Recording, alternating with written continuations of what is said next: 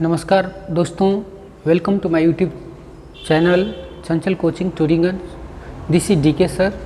I am going to tell about the poetry session of class 10th lesson number 7 the sleeping porter, जिसके writer हैं लक्ष्मी प्रसाद देवकोटा. जी दोस्तों, तो आज मैं आप लोगों को क्लास 10th का कविता सेक्शन से लेसन नंबर 7 सोने वाले कुली के बारे में बताऊंगा, जिसके लेखक हैं लक्ष्मी प्रसाद देवकोटा, जो एक नेपाली कवि हैं और उन्होंने बहुत सुंदर तरीके से एक कुली की हार्ड वर्किंग मेहनत को और उसकी दीनता को, दरिद्रता को, दुर्दशा को दिखलाया है इस पाठ में.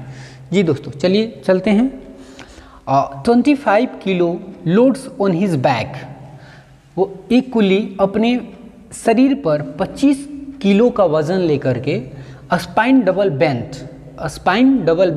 स्पाइन मीन्स होता है रीढ़ की हड्डी. उसकी रीढ़ की जो हड्डी है डबल बेंट, दुगनी झुकी हुई है. एक तो दोस्तों उसके पास गरीबी है, गरीबी के कारण उसका शरीर पहले से ही कमज़ोर है, झुका हुआ है, और दूसरा 25 किलो का वज़न भी लिया हुआ है, जिसके कारण लेखक की नज़र में उसका शरीर डबल बेंड हुआ है, मतलब झुका हुआ है, डबल दोनों. A 6 mile climb up in the snow of winter. 25 kilo का वजन लेकर के 6 माइल क्लाइंब अप, उसे 6 मील तक क्लाइंब अप चढ़ना है. In the snow of winter, जाड़े के मौसम में बर्फबारी हो रही है पहाड़ पर, और उस पहाड़ पर उसे 6 माइल चढ़ना है 25 किलो का वजन लेकर. नेक्ड बोन, बोन मीन्स हड्डी, नेक मीन्स नंगा, उसकी हड्डियां जो है नंगी हैं. अब हड्डियां नंगी का मतलब हड्डी कपड़ा थोड़ी पहनता है, नहीं जी. तो हड्डियों पर अर्थात मांस नहीं है, कहने का मतलब है कि हड्डियों पर मांस नहीं है, यानी कि केवल हड्डी है. यस, तो वो कहते हैं कि नेक्ड बोन, स्केल्टन, स्केल्टन माने कंकाल होता है. Like a frail frame, frail माने कमज़ोर. उसके शरीर का जो कंकाल है यानी ढांचा है, वो एक फ्रेम की भांति, ढांचे की भांति कमज़ोर है. क्या है? कमज़ोर है. केवल शरीर में हड्डी गुड्डी है और मांस का ठिकाना नहीं है, दुबला पतला है वो. फिर भी 25 किलो का वज़न लेकर के 6 माइल ऊपर पहाड़ी पर ठंडे के मौसम में चढ़ रहा है. अब समझ लीजिए मित्रों, कितना दुर्दशा इन्होंने व्यक्त किया है. कवि की भावनाओं को समझने की कोशिश करें. It facing on uphill task, फिर भी वह ऊंचाई पर चढ़ने का टास्क, काम को करता है, फेस करता है. He is challenging the mountain, वह घबराया नहीं है कि 25 किलो मुझे लेकर के पीठ पर और ऊपर चढ़ना है. वो चैलेंज कर रहा है, पहाड़ को चैलेंज कर रहा है, चुनौती दे रहा है कि I can do this, is not impossible for me. Yes, वह चैलेंजिंग कर रहा है. He is wearing a black cap. अब चलिए उसके पहनावे के बारे में लेखक बताते हैं कि वह एक काला टोपी पहना हुआ है. डर्टी, जो बहुत ही गंदा है. स्वेट अस्टेंड, स्वेट अस्टेंड, उससे पसीना आ रहा है, टोपी से पसीना आ रहा है. स्वेट माने पसीना, stand. His body is an abode of fleas and lice. उसका शरीर जो है, एबोर्ड माने घर है, फ्लीज कीटों का, कीट का घर है, और लाइस जू का, जू मतलब चिलर, ढील. वो इतना गंदा आदमी है कि उसके टोपी से पसीना चू रहा है और उसके शरीर में कीट और जू ने घर बना दिया है कपड़े में. His mind is very dull, उसका दिमाग बहुत ही डल है, मंद है, सुस्त है, आलस से भरा हुआ है. Although he emits a sulfur-like sour smell, although, but what a south human figure. कह रहा है although, यद्यपि वह सल्फर लाइक सावर स्मेल, गंधक के जैसा खट्टा दुर्गंध देता है, छोड़ता है. उसके शरीर से में इतनी गंदगी है कि सल्फर के जैसा दुर्गंध दे रहा है उसका शरीर. बट लेकिन फिर भी साउट मैंने तो चिल्लाना होता है, लेकिन यहाँ पर होगा बहादुर. लेकिन वह फिर भी बहादुरी का एक मिसाल है मनुष्य जाति के लिए. किसके लिए? मनुष्य की जाति के लिए वह बहादुरी का मिसाल है, नहाता नहीं है, शरीर दुर्गंध दे रहा है, लेकिन उससे उसको कोई दिक्कत नहीं है, क्योंकि वह एक मेहनती आदमी है, वो अपने मेहनत पर ध्यान दे रहा है, लेबोरियस है, हार्ड वर्कर है, उसको स्मार्ट बनने से कोई मतलब नहीं है, उसको सेंट मारने की कोई ज़रूरत नहीं है, उससे दुर्गंध ही आ रहा है, उसी से वो खुश है, क्योंकि उसका ध्यान जो है दुर्गंध पे नहीं बल्कि काम पे जा रहा है।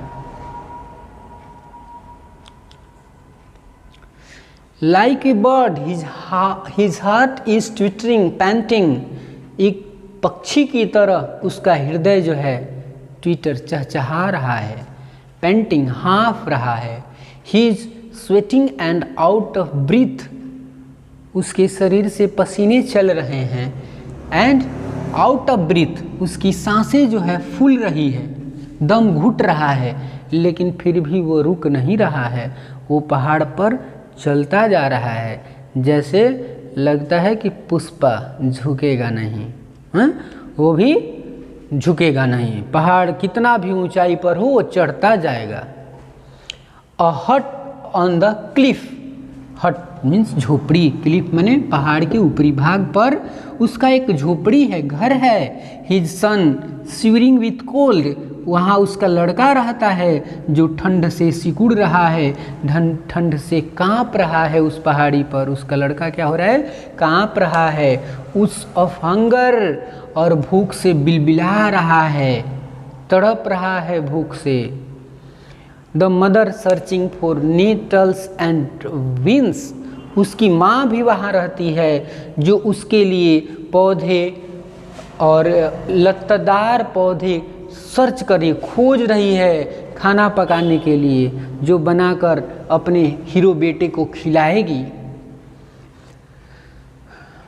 Beneath this hero of the mountain, beneath माने होता है नीचे,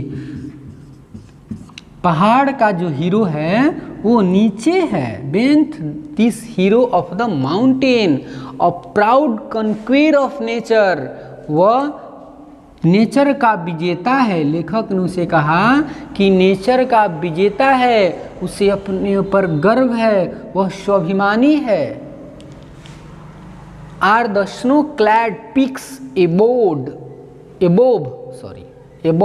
माने ऊपर, कराए कि पहाड़ी के ऊपर बर्फ ढका हुआ है और जो कुल्ली है वो नीचे से चढ़ रहा है, और एक समय आएगा जब ये ऊंचा वाला पहाड़ उसके पैरों के तले होगा, उसके जब वो पहाड़ी पे चढ़ जाएगा तो ये ऊंचे पहाड़ जो अपने आप पर गर्व महसूस कर रहे थे, अपने आप पर घमंड महसूस कर रहे थे कि मुझ पर ये नहीं चढ़ेगा, उस दिन एक दिन ये ऊंचा पहाड़ उसके पैरों के नीचे होगा।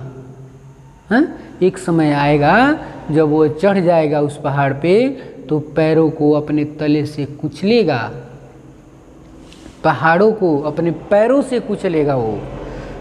Only the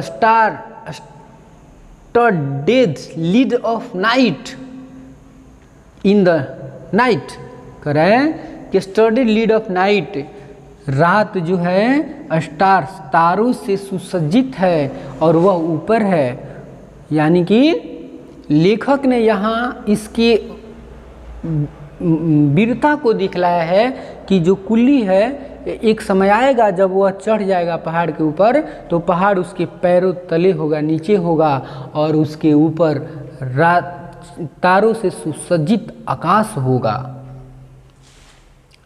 the porter is in deep slumber reigning over the rich kingdom of sleep, जो कुली है वह उस पहाड़ के ऊपर एक राजा की तरह शासन करेगा और नींद, गहरी नींद में सोएगा जिस प्रकार एक राजा सोता है, और उसके ऊपर चांद तारों भरी आसमान है, उसका चादर समझ करके वो सो रहा है। तो लेखक ने अंत में उसको स्लीप ऑफ किंगडम, सोने का राजा बताया है। जाहिर सी बात है कि जो व्यक्ति मेहनत करेगा वो गहरी नींद सोएगा। हम लोग भी कभी कभी मेहनत जोरदार करते हैं तो रात में गहरी नींद लगती है, ठीक है। तो उसे भी kingdom of sleep, rich kingdom of sleep, लेखक को रिच किंगडम ऑफ स्लीप बताया गया है इस पाठ में, यानी सोने का राजा। थैंक यू दोस्तों, आज ये पाठ ख़त्म हो गया। फिर अगले लेसन लेकर अगले दिन आएंगे। तब तक के लिए नमस्कार। अगर अच्छा वीडियो लगे तो लाइक्स और शेयर करना ज़रूर करें, शेयर करना ना भूलें। Thank you.